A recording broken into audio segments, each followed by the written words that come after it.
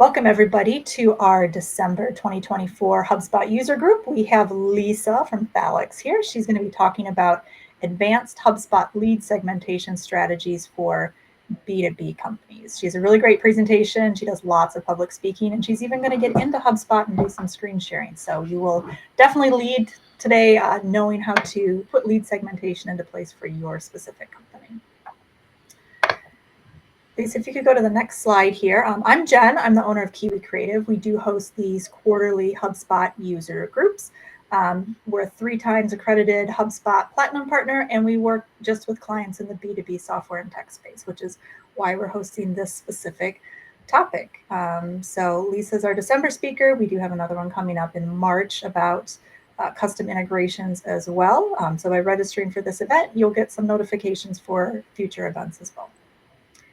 And with that, I will let Lisa take over, introduce herself, and get into the presentation. Thanks, Jen. Well, thank you, everyone, for joining us today. Today, we'll all be focused on lead segmentation strategies. I do have some specific examples for B2B tech companies. But first, a little bit about me. I'm Lisa. I'm Portuguese. I'm the digital marketing lead at Thalox. I've been working at Thalox roughly for 4 years now. And I've been working as well in the B2B space for 7 to 8 years. I'm as well a HubSpot consultant. Thalox is a certified HubSpot app partner and as well a solutions partner. And outside of work, I like to go outside and just enjoy traveling and be outdoors. Now, what we are going to talk about today is all about the main elements that constitute a lead segmentation strategy. So first, we are going to talk about the foundation and data quality, because it all starts on how to capture data and how to make sure that data is of good quality. Then you have behavioral segmentation and demographic or firmographic segmentation.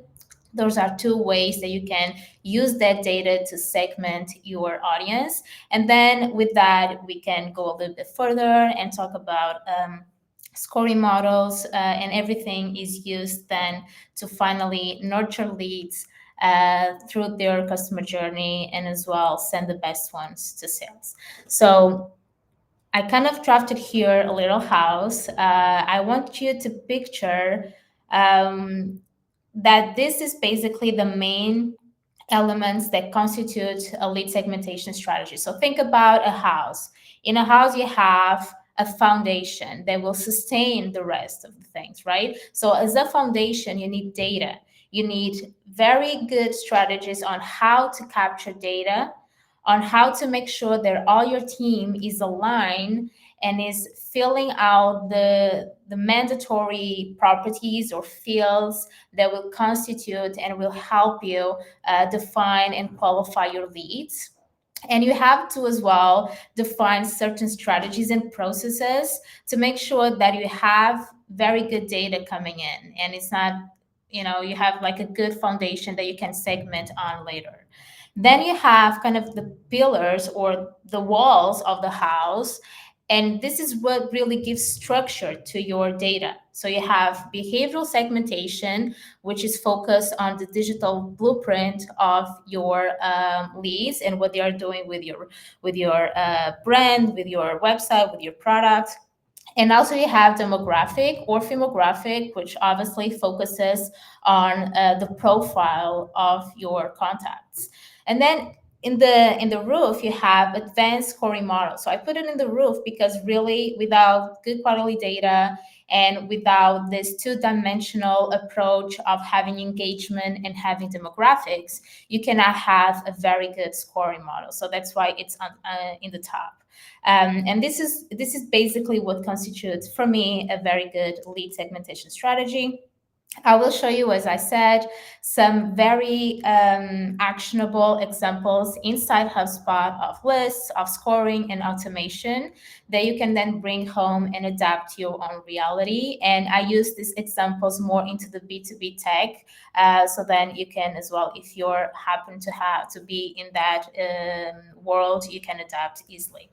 All right, so why is segmenting so important, right? So for marketing, obviously, this is all about delivering the best customer experience. So we are gathering data in order to send better emails with better messaging. Also have certain types of with custom events we can do in HubSpot, certain type of dedicated and targeted product recommendations, for instance.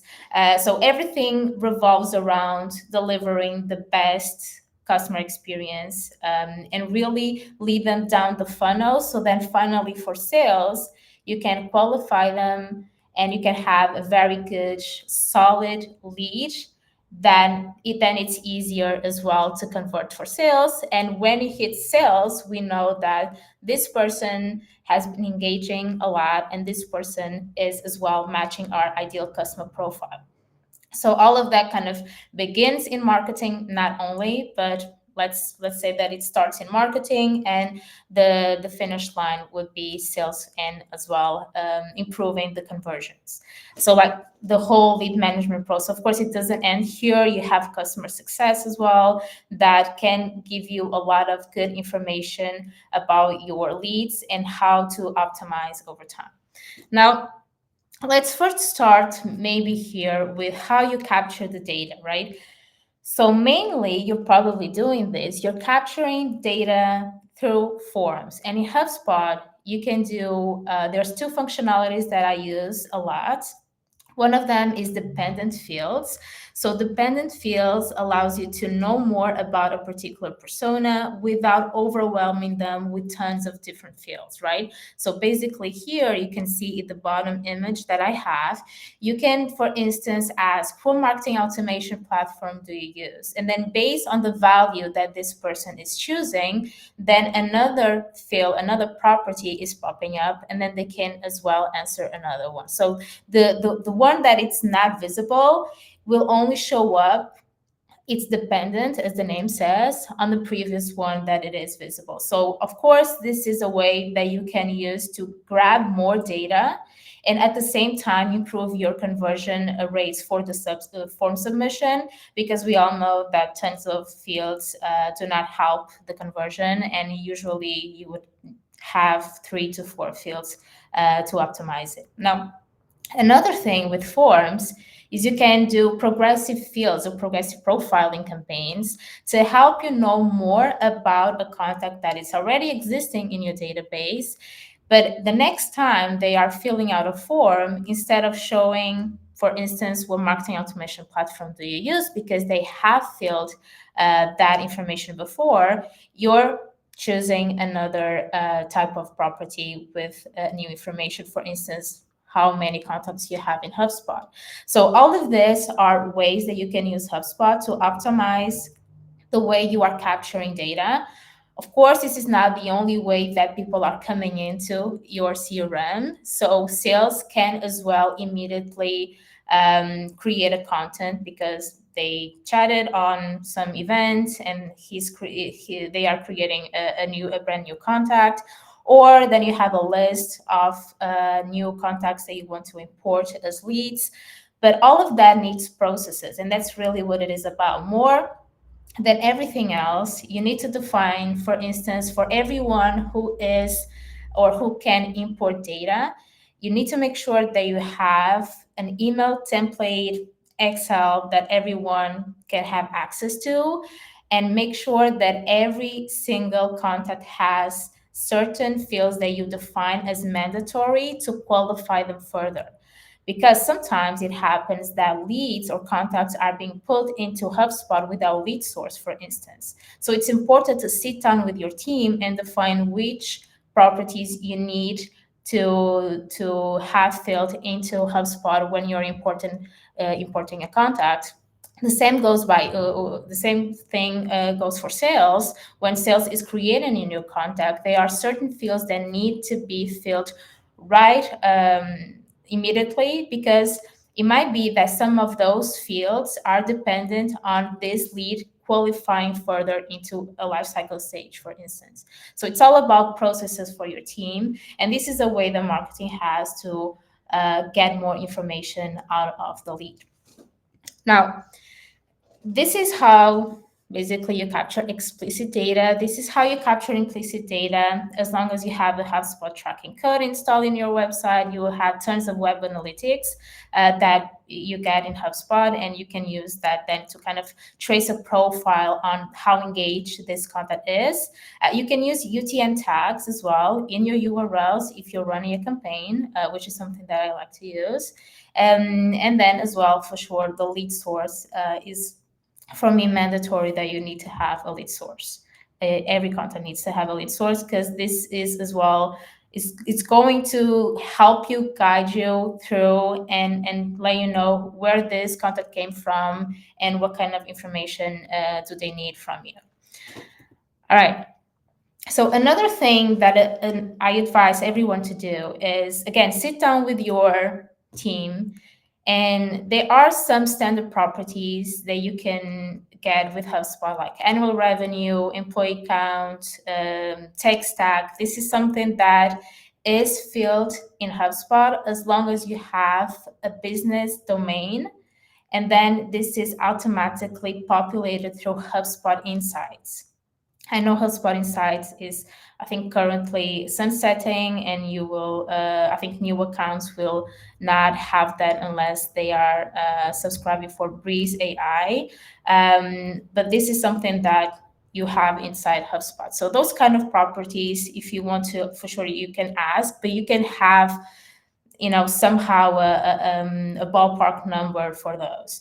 Now, another thing that you should ask and you should have, especially if you're running a B2B tech company or working in such company, is the size of the development team. It's also the technical requirements level, right? Basic, intermediate, enterprise.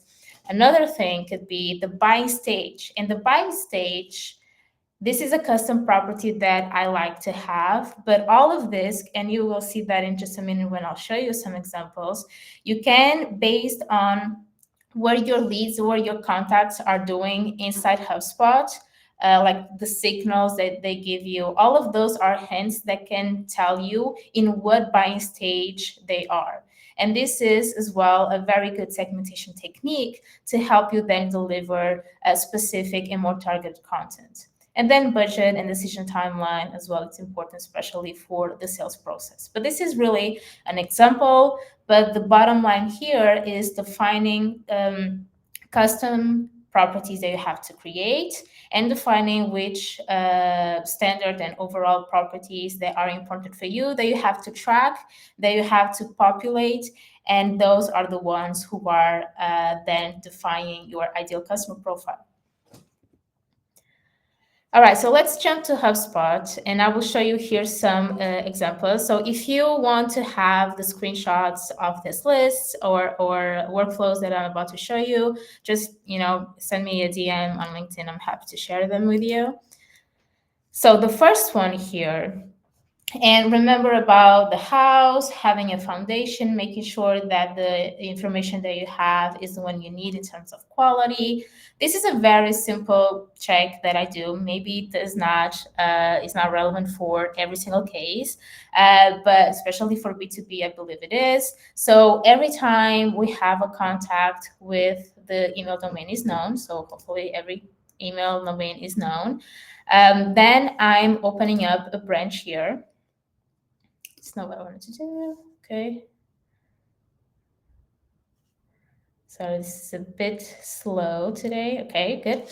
I'm opening up a branch here, and the criteria is the email domain contains every free email provider that you can think of. So currently I just have here Outlook and Gmail just for the sake of this webinar, but you can have a list. I think that list is available somewhere publicly.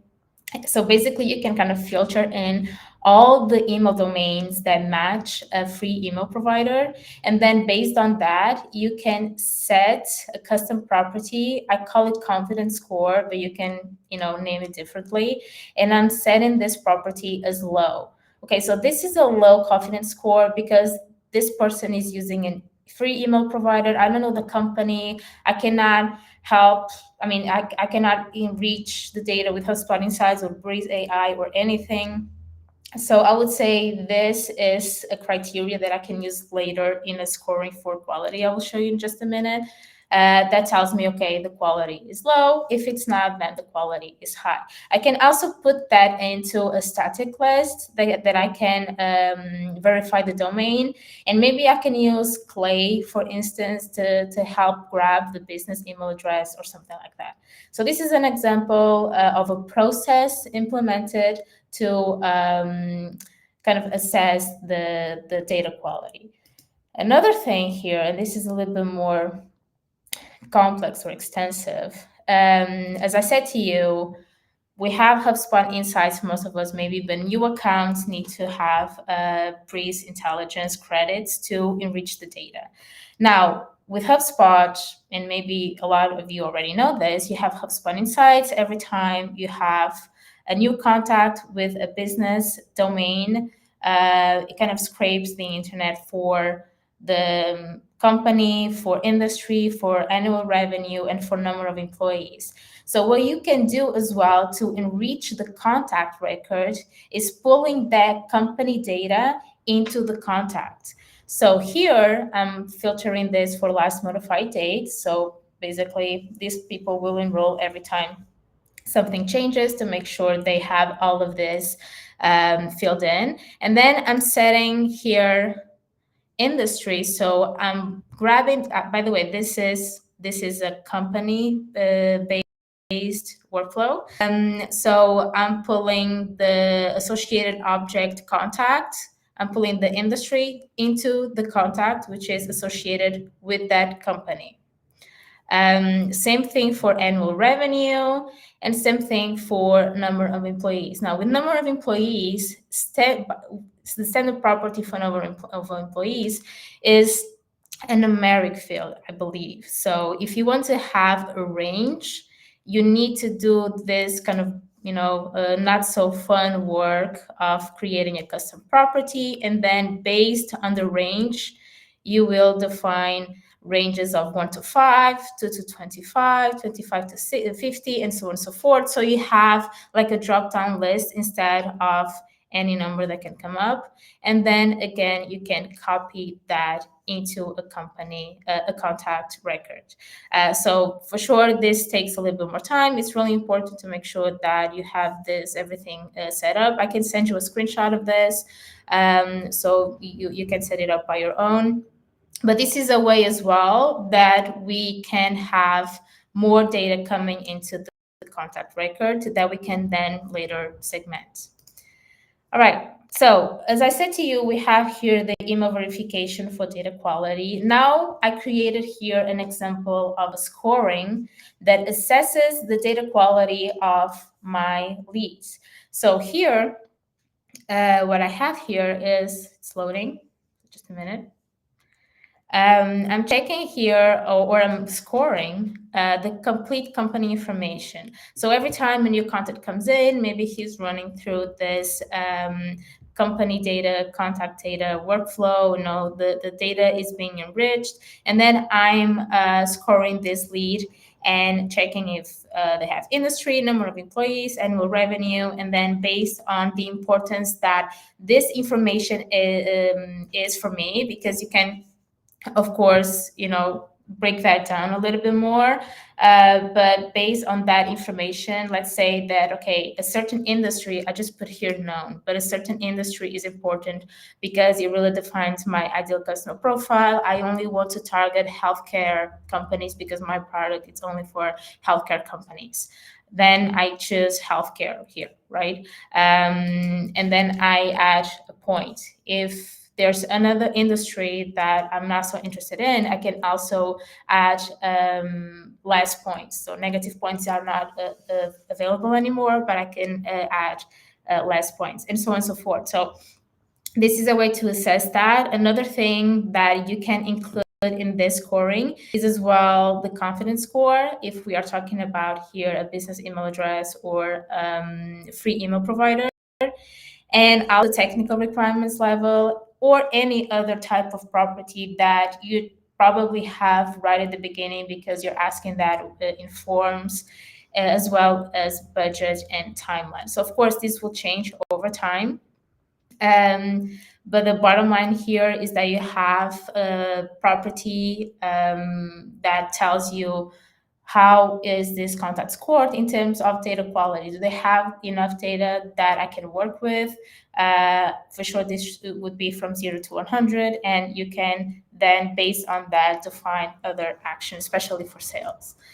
Now, another thing is we have here a list, and this is specifically as well. I tried to put this into the tech world. So let's see that I want to have a list that gathers all my contacts who are presenting somehow their signals, their behavior.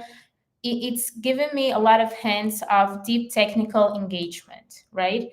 So what I have here is basically all filters based on activity and engagement. Okay, so they have filled out a form, on it. So they have filled out two forms to download a technical white paper.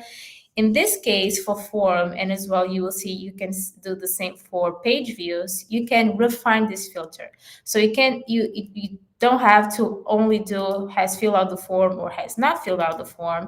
You can refine this filter and see in which page they filled out the form, because you can have, like, for instance, this specific one is a download form, but let's say that you have a contact form placed in different pages of your website, and you want to know, and you have a web page specifically about implementation requirements or something more technical, and you want to know who has been submitting there. You can as well refine this filter and specifically tell this list in which page location you want to have. So the other thing is number of submissions.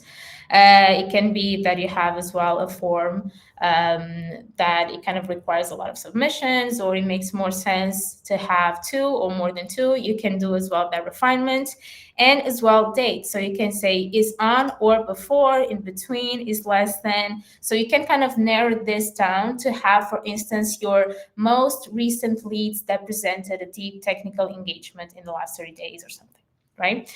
So you can do the same as well for page views. As you can see here, you have refined this filter. And in this case, I did that. So I want to have all contacts that viewed at least one URL containing blog/tag.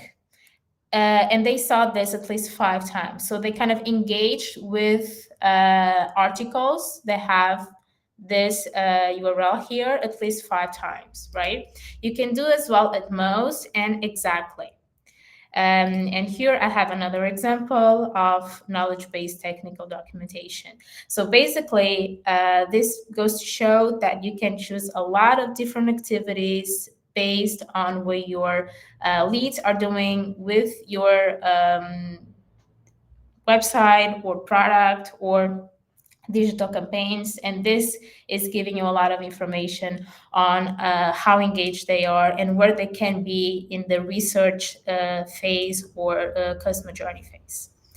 You have another example here about implementation research. So let's say I want every lead that has shown some kind of interest in implementation, and the research is telling me that they might be looking for implementation of any kind, right? So one thing is, again, the form. They have filled out the form at least 2 times for the implementation guide.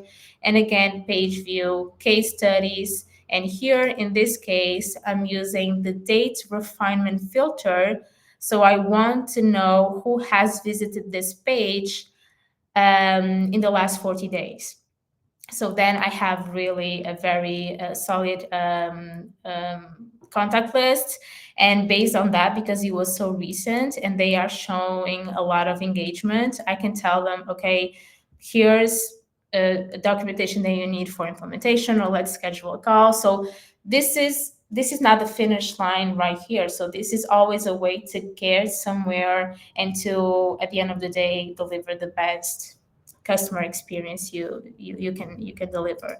Now, another example here brings scoring into the game, right? So scoring, ideally, and right now, if you're using HubSpot, you know that we not only have like we did before, just a scoring property. We do have a dedicated space for creating scoring models, and you can create like a two-dimensional scoring model, having in mind both engagement and fit. So here I'm only focusing on a technical scoring fit. So I know this person is, okay, probably very close to my ideal customer profile, because 70 out of 100 is pretty good. Then another thing that I can segment on is UTM parameters. Now, this is something that you have to create. Those are custom properties. And let's say that I want to segment to certain sources, and as well certain campaigns that I ran in the past. And you can do that as well. So this is UTM campaigns or sources or medium. This is something that I use a lot, and I recommend everyone to do so.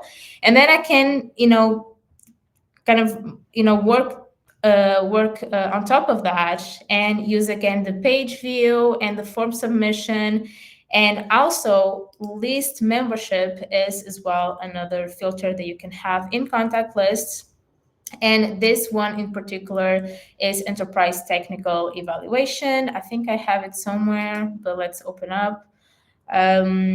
Enterprise technical evaluation, I think exactly. So basically here you have, if your focus is on enterprise businesses, and also you're focusing on more technical job titles like CTO and Chief Technology, at the same time decision makers, you can have that as well always in the background, and use engagement and demographic at the same time. So for sure, in this case, I already had the scoring here, which tells me that these leads are very close to my ideal customer profile. So I wouldn't necessarily need this one.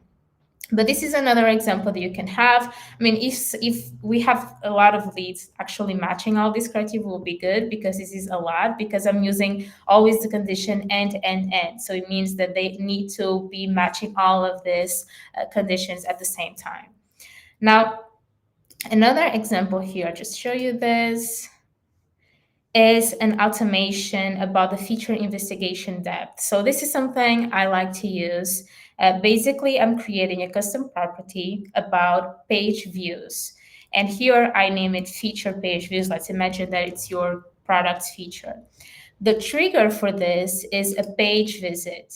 Now, an important thing for this automation here is to allow the re-enrollment, because every time a visitor or a contact is visiting that particular page, is enrolling again and again in this workflow, which means that they will increase this specific property. And then once they reach a specific number, let's say more than 3, like 3, 4, 5, whatever you want, then you can as well define actions. So for instance, here, I can set the research stage. So basically, as I said before, based on the signals your contacts are giving to you and the things that you can track in HubSpot in terms of engagement, you can gather that to populate other properties that tells you in which research stage they are. And this is important because I could have another action here and send them to a nurture that will help them get more information and documentation about investigation, because or any other topic, right? So this is telling me that they are in a research stage of detailed investigation. They are really invested in the features, or I mean, this is just an example. You can have tons of others. You can have other branches here. If you add another branch, you can have, instead of 3, you can have 4 or more than 5. And based on that, you can define the research stage. And based on the research stage, you can send them dedicated and target information, or you can also set notifications or tasks to your sales team to reach out immediately. So this is always a way, again, segmentation is a way to get to the finish line in order to improve your customer's experience. Then the next one here it's I think yeah exactly it's another type of engagement with demographics. So here we have a scoring fit of 75. Let's say that you are focusing on contacts only using HubSpot. You can have that as well, again with HubSpot Insights or Breeze AI, and you can. This is a contact-based list, so you can have that if you put that information from the company to the contact. And then you can have another thing here is you can have filters for the company and for the company that the contact is associated to. And in this case, I'm pulling up as well a list where I have criteria that define an enterprise account with information again that I can get in HubSpot. So another thing that I wanted to show you here is the scoring. So right now you can not only create engagement based and fit scoring, but you can also create a two-dimensional lead scoring, or as they call it, like a combined scoring, which is my favorite way to do it. So you could do that before as well, and you can still do that because you can create scoring properties, and you can create kind of both. So there's a way to navigate through it, but this is the best way because no one, let's say that you can have two people having the same kind of profile, but their motivations are different. So, and this is why it's so important to make sure you have both of these dimensions working at the same time. So this is just an example of technical scoring, if this is loading, okay? One thing that you can have is the technical role match. So in this case, would be CTO, senior developer. Again, based on your ideal customer profile, you gather your team. This is something that really, it's not a one-person job, or this is not only marketing, by the way, this is marketing and sales, ideally, to bring together and to discuss what are the top job titles that we want to target, then match our ideal customer profile, and which ones are more important or less important, right? And based on that, you can score and you can define points. Then data quality scoring, as I show you in the beginning, you can as well say, okay, if my data quality scoring is above 75, I'm giving them more points. Then, because this is a combined, we can as well bring in some technical engagement here. So let's say that this person viewed or downloaded an API documentation or an implementation guide, or some sort of technical white paper. And another thing, you can as well use UTM parameters to track and score on web events. And this is the best way to do it, in my opinion, or as well from submissions. Now, the bottom line here is, again, to gather data, again, the house, gather data and give structure to the data, so then you can send the best deal leads to sales, that you can convert them more easily. Now, the last, or not the last one, but we are almost done with these examples. This is where I'm gathering some contacts with high potential active leads with recent engagement. So this is an interesting one, maybe, that you can send for sales because, of course, if it has a deal stage, is already an opportunity. So let's say that the contract was sent, or the appointment is scheduled, or the presentation, or this person is qualified to buy. They have a very good deal amount probability. They have a deal owner. The last modified date, it's a property in HubSpot that changes based on if you create, if you have a call, or if you send a sales one-on-one email, or if you're creating a note in the contact record, the last modified date is changing. And so this is telling you the hot deals that you have to reach out to, in case you're not using the lead object and you don't have like a great amount of them, or your sales team is all over the place. I mean, there's tons of use cases that this kind of information and segmentation as well can come in handy. Now, the last automation that I want to show you is something that I really like. So usually this is a bit more complex, but as an example, I think you can really visualize it.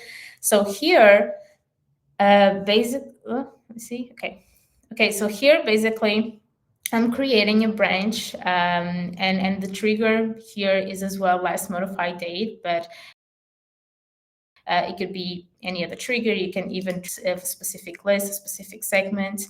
And the branch here is basically I'm identifying some touch points and some digital behaviors that for me constitutes a journey stage. So let's say that someone downloaded a specific white paper, they visit the page a couple times, they are in the awareness stage.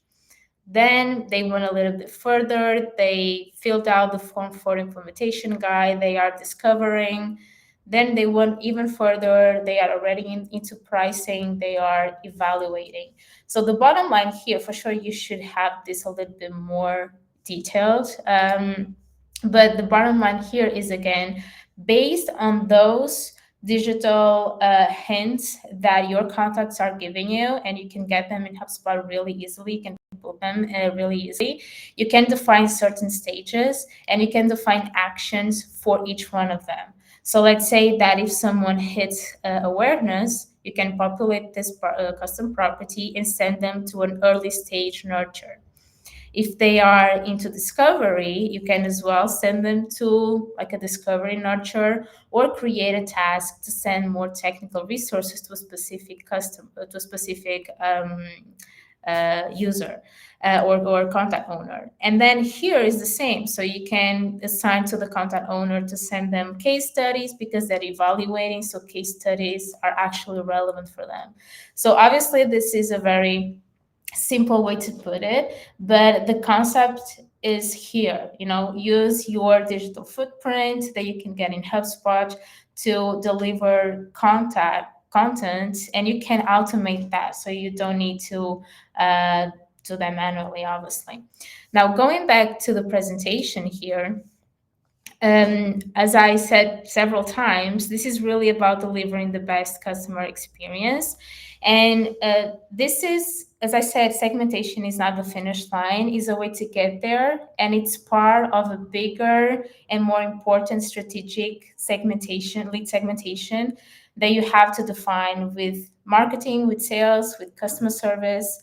You need to make sure that you know your ideal customer profile, you know what kind of custom properties and properties you need to track and you need to populate.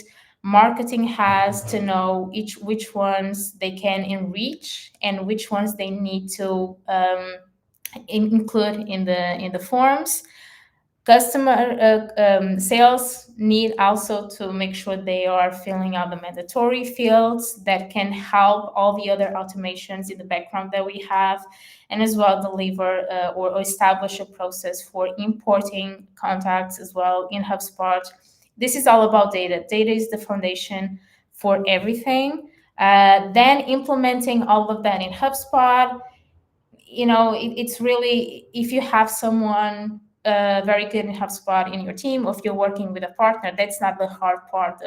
The heavy lifting really goes into defining those process and that strategy with your team. And then all the rest will become easy and easy. So one way that marketing has to use segmentation is definitely to nurture leads. So I will just quickly go over this because we maybe don't have a lot of time to focus on this, but you can have tons of different nurtures. And all of these nurtures are triggered or are triggered from different kind of actions, let's say. So welcome campaign usually, of course, is just to introduce, and it does not really need a lot of segmentation. But an engagement-based segmentation or action trigger segmentation, those are triggered by a specific behavior that your contacts did. And then the content follows that engagement and the journey stage where they are in. Same thing for sales-focused nurtures or sales sequences. So some of those segmentations or some of those contact lists that I show you are as well very relevant to trigger sales sequences, or you can use one of those lists and include in a sales sequence specifically for someone who is showing a lot of interest and who are your ideal customer profile, and at the same time showing a lot of interest. They might need some kind of sales focused content. Inactives, for sure, the trigger here would be to segment your inactive leads, and as well even promotion.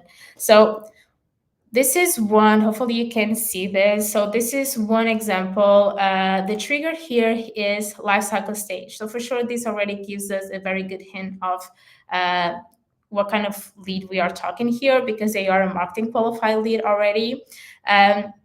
Is being nurtured. This is something I use, by the way. This is I think a cool tip. If you are running a lot of nurtures at the same time, you should create this custom property and use in the trigger is being nurtured is none of yes. And then if it's none of yes, it means that they are not in a nurture at the same time. And then you can immediately set in the next action the property to yes. Because then you don't have to worry about having or a contact going through 2 or 3 engagement based nurtures for some reason at the same time. And then you can have a list membership as well that tells you how engaged this person is. You can have high engagers. This is an automated engagement based list that Thalox is providing, but you can have any other of the lists that I show you, or you can have as well scoring here as a trigger that then, based on a certain cadence, will trigger specific interest-based content. So this is really about helping your contact, understand what is the main things that they need to know from your company to convert. And not everyone is at the same stage, and we know that, and we have that information. We just have to kind of organize it in a way that gives structure and makes sense for us and for as well your audience.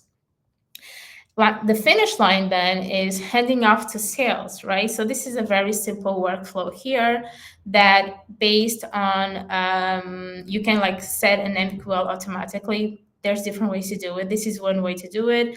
So we have a lead, then we have a segment with certain criteria of engagement and also demographics that you can have scoring as well that tells you, okay, this is a lead that needs to be marked as an MQL. And this is a way that you can do in the background. But again, the definition of lifecycle stages and the criteria or the conversion criteria that you need in each one of the stages, this is something that needs absolutely to be defined with marketing and sales, right? The way you are implementing this, again, it's not the heavy lifting part, is really how you are defining that prior. This is a note again, what type of engagement and interaction must they display? What type of information must the lead share to become an MQL, or an MQL to become an SQL? All of those questions, if you're not asking yourself those questions, and if your team is not aligned on those questions, then everything that you have set up is most probably either not right or needs to be optimized. So that's the work you need to do if you're just starting off, or if you're not starting off, you have to do that at some point in your business. And then finally, well, this is kind of hard to see, but then finally you can set an MQL. You can set as well a certain score or a certain certain score or any other engagement criteria to set an SQL. Then if you happen to have the lead object enabled, once they hit a lifecycle stage, sales qualified lead, you can immediately set that up to create a lead, as a lead object, and then you can manage deals from that. This is really makes sense if you have a very large volume of leads and deals. If you don't have, maybe you can as well trigger an action to change the value on the lead status, and you can kind of manage that in the lead status property. And then you can do as well is at the same time you can set actions to let the contact owner know that there is a new SQL, and you can as well use data such as annual revenue or the score as well that you created prior to give more information to your sales rep, so they have more information when they are picking up the phone and calling them. Now, again, capturing data, that's the foundation of everything. That's what you will be segmenting on based on both engagement and demographics. That's very important, and that will determine as well what kind of nurturing you will do and what kind of customer experience you are delivering to your customers. And the bottom line is always to send qualified leads to sales and to be successful in your business. And it all starts with data segmentation. If you're not doing that, you definitely need to start doing that sooner or later. Jen, back to you.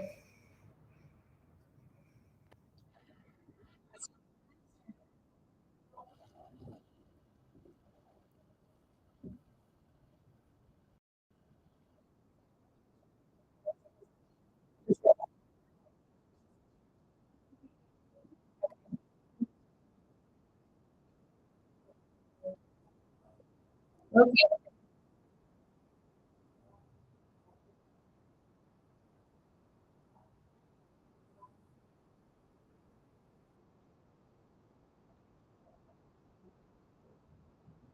Thank you.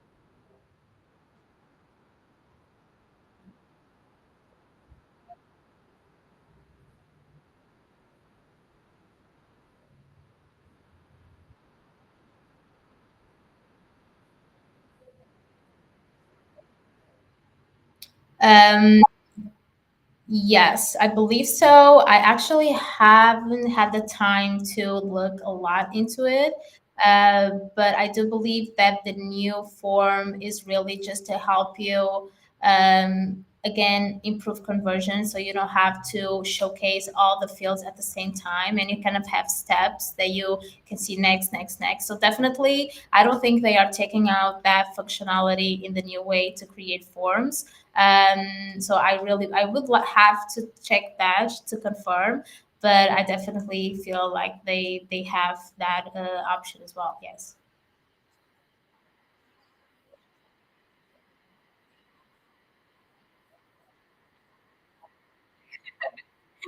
Yes, definitely. So that's what we do because we do have a form in our registration page for the product, and we don't want to have any free email providers. So what we do is in the form, you can filter out, or you can kind of select an option to so that you are only able to get business email addresses. So definitely, if it makes sense for your business, yes. Sometimes people are not doing that because they for some reason want to have all the emails, and they rather filter that out if it makes sense. But I would definitely, if it makes sense for you, I would definitely do that because that saves you a lot of work afterwards. Yes.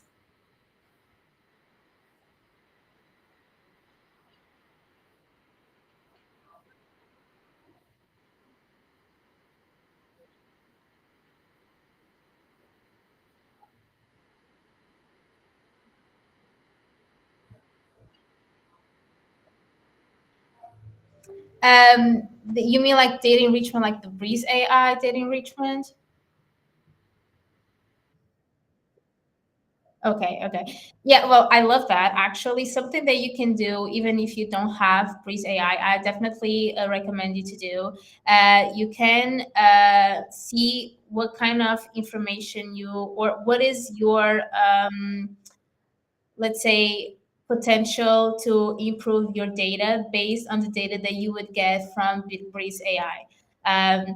So if you have, let's say, 1,000 or 2,000 or whatever. So if that basically it's based on credits. So each credit that you will spend is one contact. So be mindful of that. But it's a one-off thing, right? If you want to kind of do a batch update of data enrichment, I would definitely advise you to do that for sure. If you have HubSpot Insights still running, if you're not a new portal, you can kind of do something like the one I presented.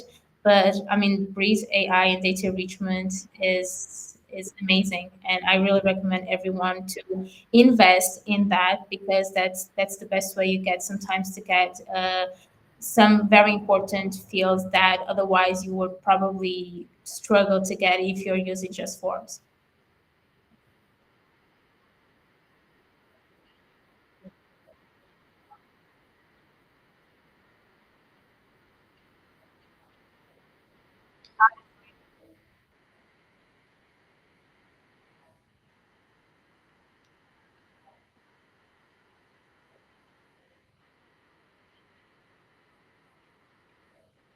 That's awesome.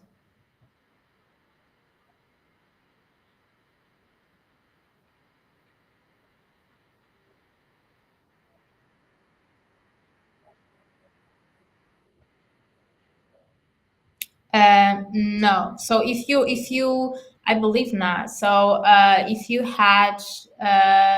you were using before, because basically you are creating a new scoring property. So if you had already implemented another scoring model based on the old way to do it. This one, and every time you're creating a new model, the scoring is being written in a new scoring property. So it will not be overwritten for sure.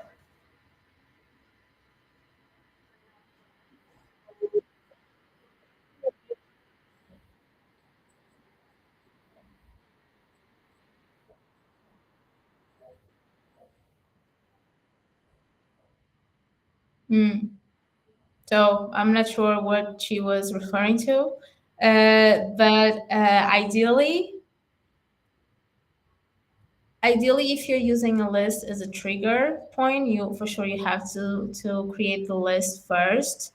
If you're referring to the first one I show you, where I have a list uh, that is capturing all the free email providers, you have to create the list first as well, like with no criteria, just a list, a static list.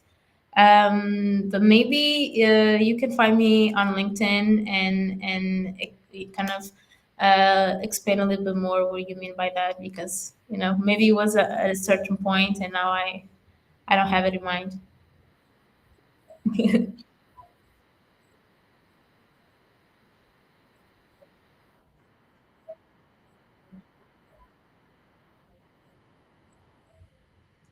In a different CRM, so not HubSpot. So the scoring really lives off the things you have in HubSpot. Not only demographic, as I said, but as well engagement based. And the majority of the activities are really coming from the things that you do in marketing, such as landing pages, blogs, form submissions, paid ads. So if you don't have that information in HubSpot, then you can not really use it for any kind of segmentation or scoring.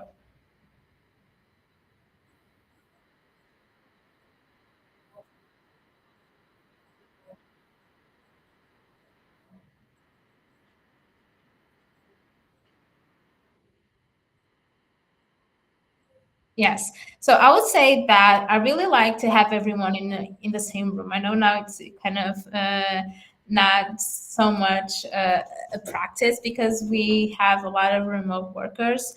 But try to have like the main people, especially the ones working with HubSpot super admins and as well other users, um, in one room can be like as well a video call to explain them the importance of it. I think more than just having a documentation in Confluence or a PDF or something like that, it's more to raise awareness for everyone in your team, so that that's a process in their head that comes naturally. They don't have to go check some kind of documents. So that's why it's important to run kind of a couple of workshops with your team to make them aware of the importance that it is to maintain data and to segment on that data, and how to do that as well, like some trainings you can do that. So then make sure you kind of use that and record the sessions, and once you do that you can easily create some kind of documents that can be as well shared, and best practices that everyone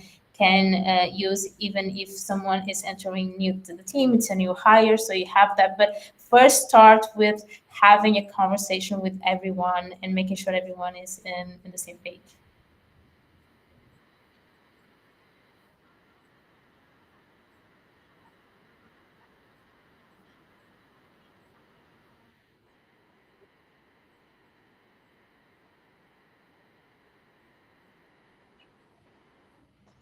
Good hands.